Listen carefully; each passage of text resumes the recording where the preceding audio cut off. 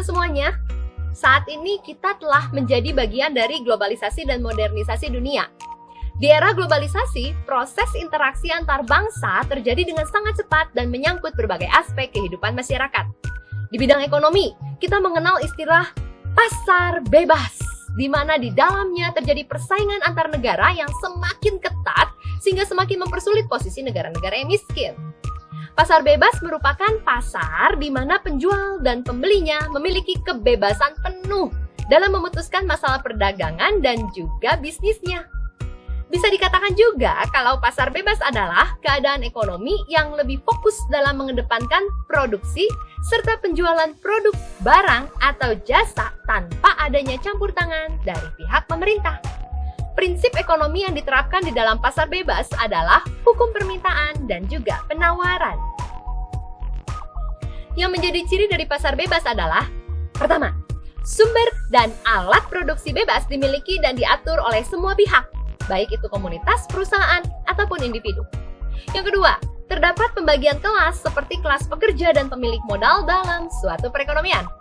Yang ketiga, terdapat persaingan antara pengusaha dalam memperoleh keuntungan yang sebesar-besarnya. Yang keempat, tidak adanya campur tangan pemerintah dalam pasar.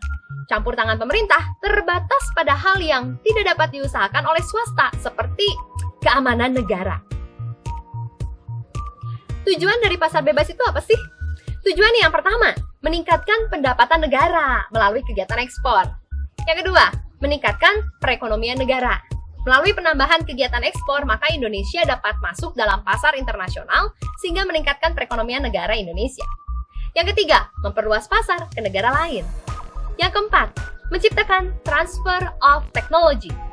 Melalui pasar bebas, maka negara berkembang dapat merasakan dan menggunakan kecanggihan teknologi yang lahir di negara maju. Dan yang kelima, memenuhi kebutuhan dalam negeri yang sulit didapatkan di dalam negeri. Menyadari bahwa keberadaan pasar bebas dapat memberikan berbagai keuntungan bagi produk-produk Indonesia, mari kita dukung para pengusaha Indonesia untuk dapat menghasilkan produk-produk berkualitas yang memiliki daya saing sehingga dapat diterima di pasar internasional. Setelah memahami definisi, ciri, dan tujuan dari keberadaan pasar bebas, saat ini kita akan bahas apa sih fungsi dari pasar bebas.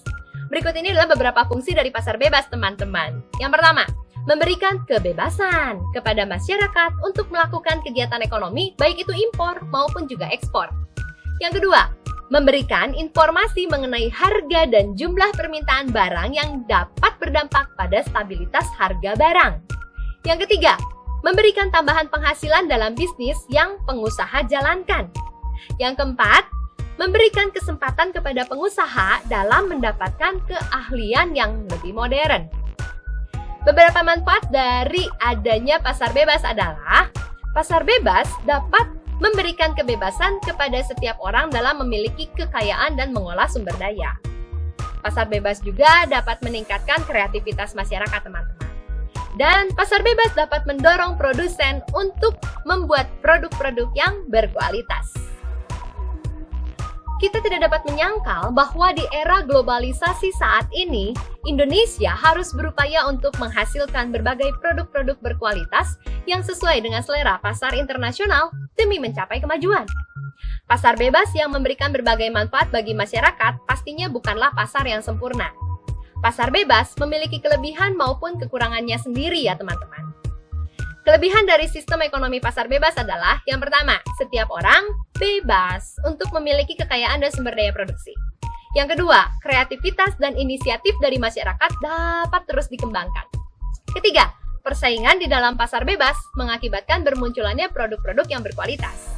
Yang keempat, efisiensi dan efektivitas semakin tinggi karena segala tindakannya selalu atas dasar prinsip ekonomi.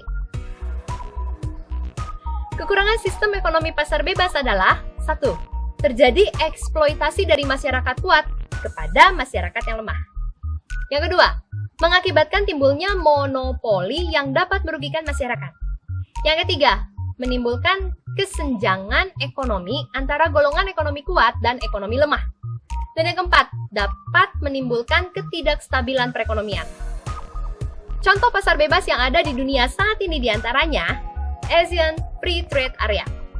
Asia Pacific Economic Cooperation, Uni Eropa, Masyarakat Ekonomi ASEAN, dan masih banyak lagi.